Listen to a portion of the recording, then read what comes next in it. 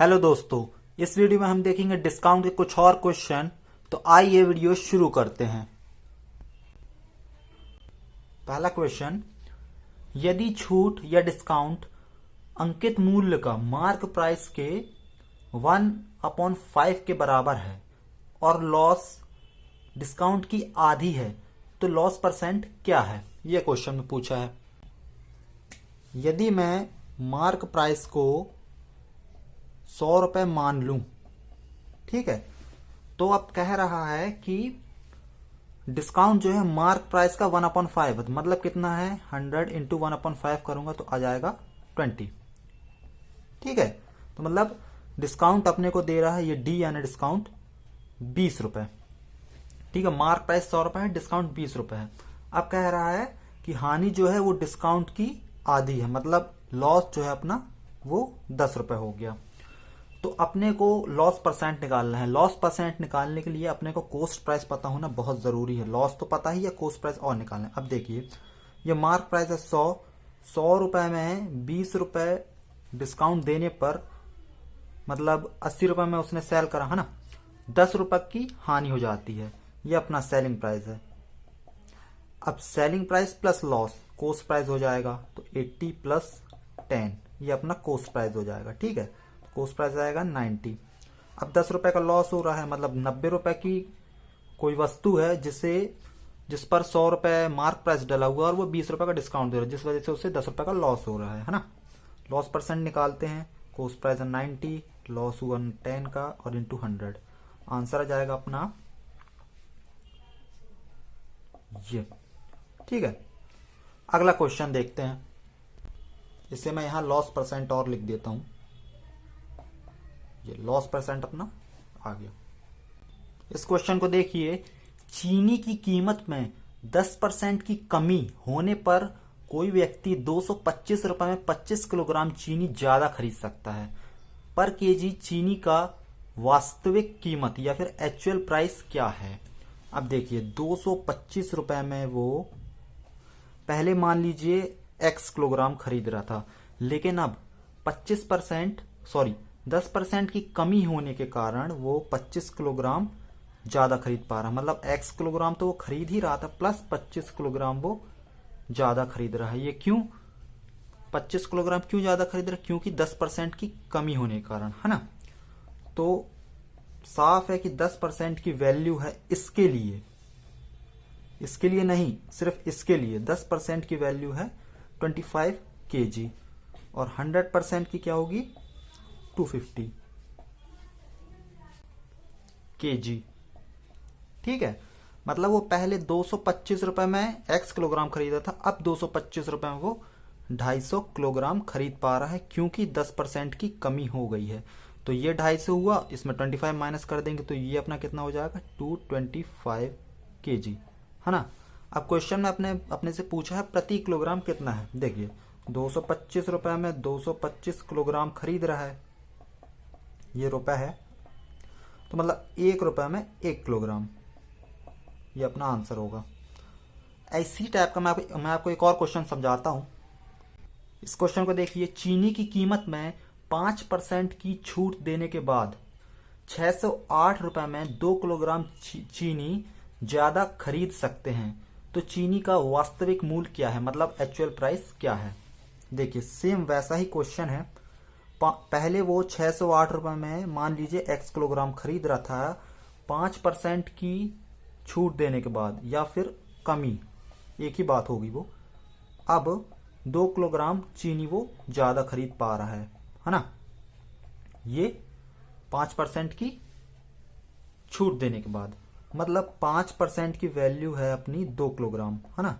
तो 100% की कितनी हो जाएगी? 40 किलोग्राम। मतलब अब वो 608 रुपए में यहां पास 40 किलोग्राम खरीद पा रहा है। पहले कितना खरीद रहा था? 38, तो यहां लिख देता हूं 38, है ना। ये हुआ। अब क्वेश्चन में पूछ रहा है चीनी का एक्चुअल प्राइस क्या है। 38 रुपए में 608 किलोग्राम, मतलब 16 रुपए में 1 किलोग्राम, ये अपना आंसर होएगा। सॉरी, लगता है मैंने यहां उल्टा लिख दिया है। 38 किलोग्राम 608 रुपए में, ये रुपए है, ठीक है। 38 किलोग्राम 608 रुपए में, तो 16 रुपए में 1 किलोग्राम। इस क्वेश्चन को देखिए दोस्तों, काफी बढ़िया है। एक दुकानदार किसी वस्तु को 24.5% की छूट देने के बाद, मतलब डिस्काउंट देने के बाद 1510 में बेचता है और 10% की हानि उठाता है। यदि उसने उस वस्तु को बिना छूट के बेचा होता तो उसे कितना लाभ होता। देखिए मान ली, अब ये समझता हूं मैं कि यहां लिख देता हूं मार्क प्राइस, ठीक है। एक दुकानदार किसी वस्तु को 24.5% की छूट देने के बाद, है ना, 24.5% की छूट देने के बाद, यहां लिख दे 24.5% की छूट देने के बाद 1510 में बेचता है, मतलब ये तो सेलिंग प्राइस होएगा, है ना, बेचता है, क्योंकि कितने में 1510 में बेचता है, तो उसे 10% की हानि होती है। मतलब 10% की हानि होती है, तो यहां मैं लिख दूं अगर कॉस्ट प्राइस, और यहां से यहां 10% की हानि हो रही है, ये मैं से माइनस में लिखता हूं, हानि हो रही है, ठीक है। यदि उसने मार्क प्राइस पर ही बेच दिया होता तो उसे कितना लाभ होता। देखिए अपने को सबसे पहले ये फाइंड आउट करना पड़ेगा, और ये भी, इन दोनों का जो डिफरेंस होगा वो उसका फायदा होएगा, ठीक है। अब मैं सबसे पहले इसको और इसको कंसीडर करता हूं। मान लीजिए ये मार्क प्राइस 100% है, तो ये जो सेलिंग प्राइस है, अभी मैं कॉस्ट प्राइस की बात नहीं कर रहा हूं, सेलिंग प्राइस और मार्क प्राइस बस देखिए आप। मार्क प्राइस मान लीजिए 100% है, तो सेलिंग प्राइस 24.5% कम है मार्क प्राइस से, तो कितना हो जाएगा 75.5%, और इसकी वैल्यू दी हुई है 1510, ठीक है। तो मैं मार्क प्राइस निकालता हूं, यहां निकालता हूं, देखिए 75.5 को मैं 75.5% भी लिख सकता हूं, है ना। इसकी वैल्यू दी है 1510, तो 100% की कितनी हो जाएगी, इसे सॉल्व करेंगे, आंसर आएगा अपना 2000, ठीक है। ये जो 2000 है ये मार्क प्राइस है, क्योंकि मैंने अभी इससे निकाला, देखिए 100%, है ना, तो मैं यहां लिख दूं 2000। अब अपने को कॉस्ट प्राइस फाइंड आउट करना है। अब सेलिंग प्राइस और कॉस्ट प्राइस को देखिए। सेलिंग प्राइस कॉस्ट प्राइस यदि मैं 100% मान लूं, यहां ऊपर लिख देता हूं 100%। कॉस्ट प्राइस यदि मैं 100% मान लूं, तो ये इससे 10% कम है, मतलब ये 90% है, 90%, ठीक है। कॉस्ट प्राइस यदि मैं 100% मान लूं, तो सेलिंग प्राइस 90% हो जाएगा, और 90% की वैल्यू दी हुई है 1510, 90% की वैल्यू है 1510, तो 100% की कितनी हो जाएगी 1677.77, ये अपना कॉस्ट प्राइस आ गया। अब जो इन दोनों का डिफरेंस है वही अपना प्रॉफिट होएगा, है ना। इसको इससे माइनस करेंगे तो आंसर आ जाएगा अपना mark price minus cost price, यहां लिख देता हूं, तो आंसर आ जाएगा अपना 322.22, ये अपना आंसर होएगा। दोस्तों वीडियो पसंद आ रहा हो तो लाइक, शेयर और सब्सक्राइब जरूर करें। अगला क्वेश्चन देखते हैं। इसे देखिए, एक वस्तु खरीदने पर 6% छूट मिलती है, जबकि दो वस्तु एक साथ खरीदने पर पहले में 5% और दूसरे में 8% छूट मिलती है। यदि किसी खरीदार ने दो वस्तुओं के लिए 925 रुपीज दिए, तो प्रत्येक वस्तु का अंकित मूल्य क्या होगा। ये तो क्लियर है कि दोनों वस्तुओं का अंकित मूल्य जो है, मार्क प्राइस जो है, वो एक सा है। देखिए क्वेश्चन अब क्या कह रहा है, मान लीजिए कोई एक वस्तु है एक्स, ठीक है। अगर कोई एक ही बस खरीदे, सिर्फ एक, तो उसे 6% की छूट देगा। अगर वो दो वस्तुएं खरीदे एक साथ, तो पहले पे 5% और दूसरे पे 8% की छूट देगा, है ना। अब किसी ने एक ना खरीद के दोनों एक साथ खरीद ली, और कितना पेड करा 925 रुपीज, ये क्वेश्चन है। तो अब क्वेश्चन हमसे पूछ रहा है कि इसका और इसका मार्क प्राइस क्या है। दोनों का सेम ही है, लेकिन अब अपने निकालना है। अब देखिए, मान लीजिए ये एक वस्तु है, अपने आप में तो वो 100% होगी, वैसे ही एक और है, ये भी अपने आप में 100% होगी। दोनों एक साथ खरीद रहा है। पहले पे उसको 5% की छूट दे रहा है, मतलब 95% में दे रहा है, ठीक है।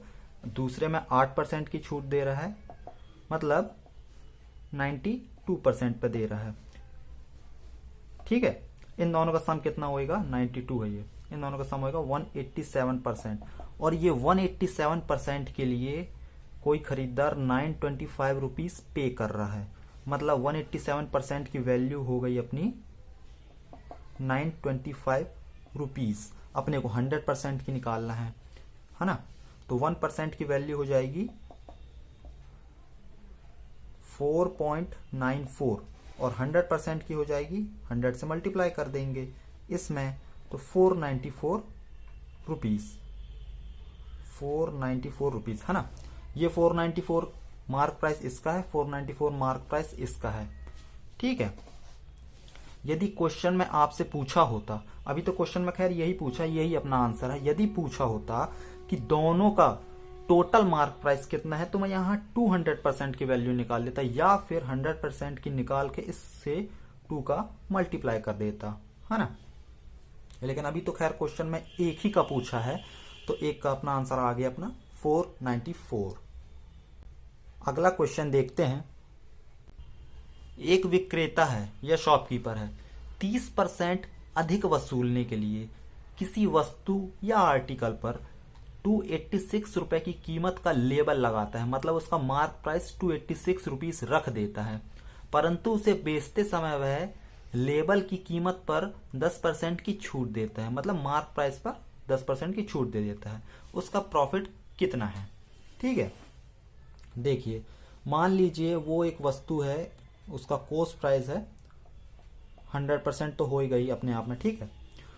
अब ये 30% अधिक वसूलने के लिए 286 रुपीज रख देता है। यदि वो 286 में बेचे तो उसे 130% में बेचा कहलाएगा, और उसे 30% प्रॉफिट तो होएगा ही, यदि वो इतने रुपए में बेच दिया। अपने से क्वेश्चन ने पूछा है प्रॉफिट निकालने के लिए तो सेलिंग प्राइस पता होना चाहिए, है ना, और कॉस्ट प्राइस भी, ठीक है। अब देखिए 130% की वैल्यू 286 है, ऐसा तो क्वेश्चन में ही दिया हुआ है, तो अपन 100% की निकाल लेंगे तो अपने को ये कॉस्ट प्राइस पता चल जाएगा। ये 286 है मार्क प्राइस, मतलब 130% पे से बेचेंगे, है ना, ऐसा क्वेश्चन में ही दिया हुआ है। 130% की वैल्यू है 286 और 100% की हो जाएगी, इसे सॉल्व करेंगे तो आंसर आएगा अपना 220 रुपीज। ये अपना कॉस्ट प्राइस है, ठीक है। अब क्वेश्चन कह रहा है कि मार्क प्राइस पर वह 10% की छूट देता है, मतलब 286 पर 10% की छूट, इसका 10% कितना होएगा 28.6, है ना। 286 का 10% 28.6 होएगा 286 का, ठीक है। और इसमें से छूट दे रहा, मतलब इससे माइनस कर दूंगा मैं 28.6, इसका आंसर आ जाएगा 257.4। ये अपना जो है वो सेलिंग प्राइस कहलाएगा, ठीक है। ये चीज, ये अपना सेलिंग प्राइस है। कॉस्ट प्राइस है 220, सेलिंग प्राइस है 257.4। इसमें से ये माइनस कर देंगे, selling price minus cost price, ये अपना प्रॉफिट आ जाएगा 37.4 रुपीज। ये अपना प्रॉफिट होएगा।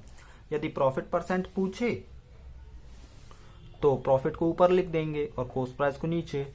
यहाँ कॉस्ट प्राइस क्या है अपना 220 इंटू 100, ये अपना ऐसे करके प्रॉफिट परसेंट निकल आएगा यहाँ पास। लेकिन अभी तो खैर क्वेश्चन में पूछा नहीं है, अगर पूछता तो अपन ऐसे निकाल लेते। दोस्तों यहाँ आपने देखा होगा मैंने 286 का 90% नहीं निकाला, मैंने 10% निकाल के इसे माइनस कर दिया। ऐसा क्यों किया, क्योंकि ये मेरे को यहाँ अभी इजी लगा। यदि मैं 286 का 90% भी निकालता तब भी मेरा आंसर 257.4 ही आता। दोस्तों कैसा लगा ये वीडियो, उम्मीद करता हूँ आपको पसंद आया होगा। प्लीज़ वीडियो को लाइक शेयर और सब्सक्राइब ज़रूर कर दिए। मिलता हूँ नेक्स्ट वीडियो में। Good bye.